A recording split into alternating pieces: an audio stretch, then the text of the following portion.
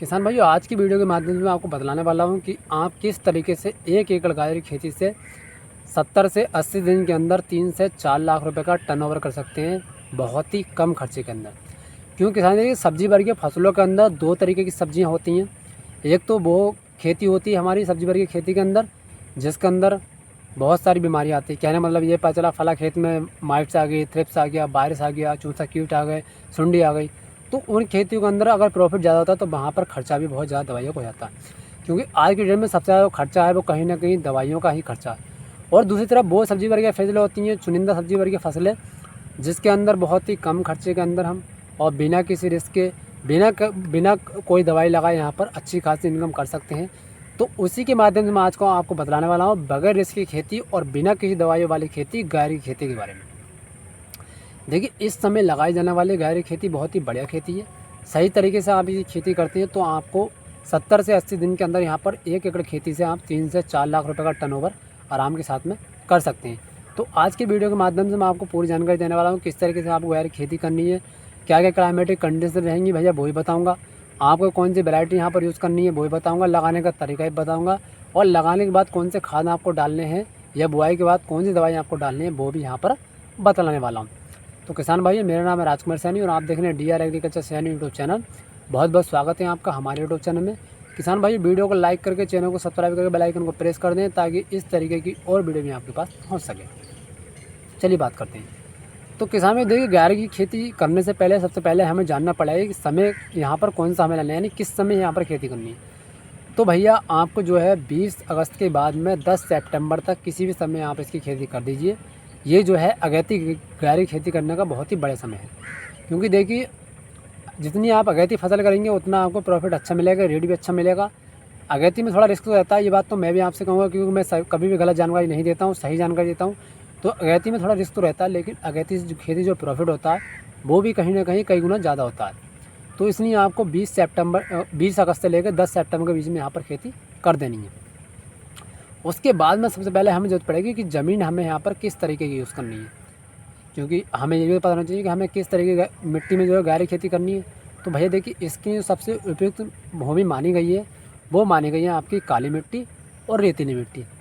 देखिए, रेतीली मिट्टी और काली मिट्टी क्यों उपयुक्त मानी गई है उसके लिए मैं आपको बता देता हूँ। क्योंकि गाय को चाहिए मुलायम और भुरभुरी ज़मीन।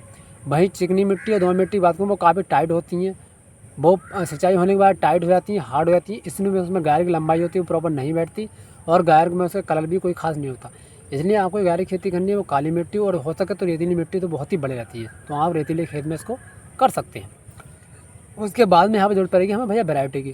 तो देखिए, सही उत्पादन और सही माल की क्वालिटी अगर आपको लेनी तो आपको वैरायटी सही चयन करनी पड़ेगी। क्योंकि वैरायटी के ऊपर निर्भर करता है कि आपकी माल की उत्पादन क्षमता होती है, माल की क्वालिटी पर निर्भर करती है आपकी वैरायटी के ऊपर। तो सही वैरायटी का यहाँ पर चयन करना, तो मैंने जो भैया वैरायटी यहाँ पर ली है वो ली है सेंगरो की। बहुत ही बढ़िया वैरायटी है, मैं इसको 2 साल से यूज़ कर रहा हूँ, काफ़ी अच्छा मुझे इंप्रूव मिला था। बाकी आप और लगाना चाहें तो लगा सकते हैं, लेकिन मैं आपको सजेस्ट ये करूँगा कि जब भी आप वैरायटी का चयन करें, बढ़िया वैरायटी का चयन करें। कॉस्टली हो महंगी हो कोई दिक्कत नहीं है, पैसा एक बार लगेगा, लेकिन आपने गलत वैरायटी का चयन किया तो भाई साहब आगे आपको पछताना न पड़े। इसलिए आप सही वैरायटी का ही चयन करें। उसके बाद में हमें ज़रूरत पड़ेगी भैया 1 बीघा खेती के अंदर हमें बीज यूज़ कितना करना है।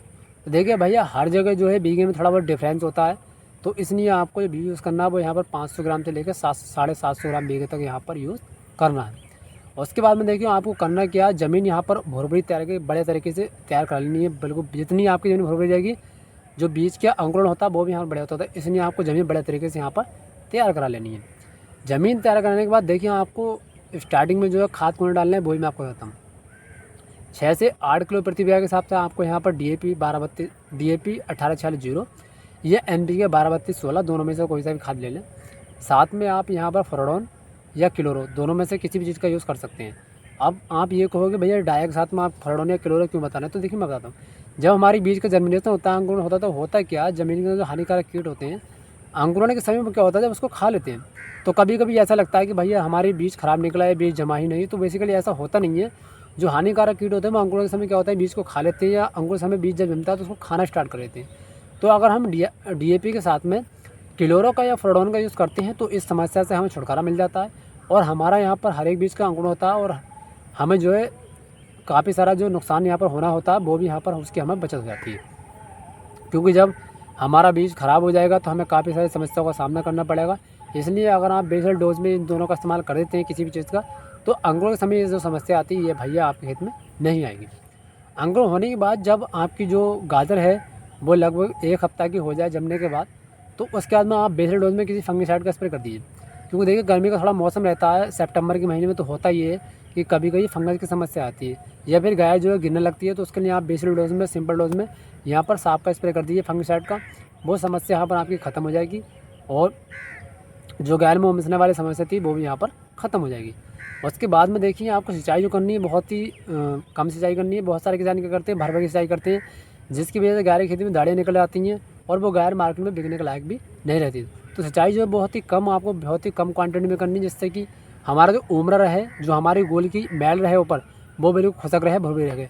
मैल जितनी खुशक और भुरभुरी रहेगी, आपकी जो गाय पड़ेगी उतनी लंबी पड़ेगी, उतनी यहाँ पर कलर भी उस पर ज़्यादा होगा। तो ये चीज़ का आपको प्रॉपर जो है ध्यान रखना। उसके देखिए बाद में देखिए मैं आपको जो एक चीज़ बता दूँ, ना तो गाय के अंदर माइट आती है, ना थ्रिप्स आती है, ना वायरस आता है, सुंडी आती है, किस तरह की कोई समस्या यहाँ पर नहीं आती है। तो देखिए इनकम करने के लिए बहुत ही बढ़िया फसल है, क्योंकि बिना किसी खर्चे के, बिना किसी रिस्क के, और बस आपको एक आधी खाद लगाना पड़ेगा। इसके बाद आपको खाद की भी कोई यहाँ पर आवश्यकता नहीं है, क्योंकि खाली आप सिंचाई के द्वारा इसको खेती इसकी कर सकते हैं। किस तरीके को कोई ज़्यादा खाद की आवश्यकता नहीं है। चाहे तो बीच में आप एक आध DAP का इस्तेमाल कर लें, वरना तो कोई आवश्यकता नहीं है, क्योंकि गाय की खेती में बिना किसी लागत के यहाँ पर इसको कर सकते हैं। तो भैया आप 70 से 80 दिन के अंदर आपसे एक गाय की खेती से 3 से 4 लाख रुपए का टर्नओवर आराम से कर सकते हैं।